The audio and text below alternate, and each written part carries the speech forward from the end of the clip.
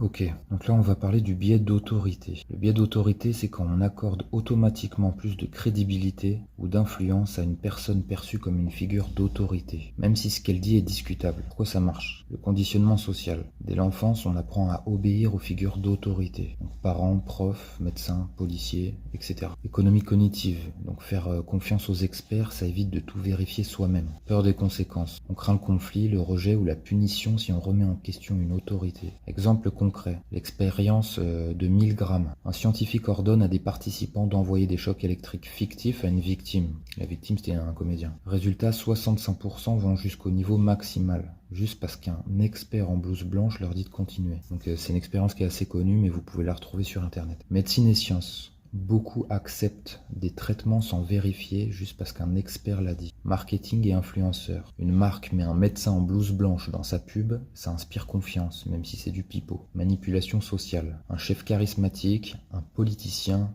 ou un coach peut imposer ses idées sans réelle légitimité. Pourquoi c'est dangereux? Parce qu'on peut obéir à des ordres absurdes ou immoraux, on peut croire des fausses infos juste parce qu'elles viennent d'une autorité. On sous-estime notre propre esprit critique. Comment s'en protéger? Poser la question, pourquoi cette personne a de l'autorité sur moi? Vérifier les faits, pas juste ce qui te parle. Oser dire je ne suis pas convaincu, je vais vérifier. Repérer les signaux de manipulation, intimidation, du jargon complexe, des pressions sociales. Respecter l'autorité, c'est utile, mais la suivre aveuglément, c'est risqué.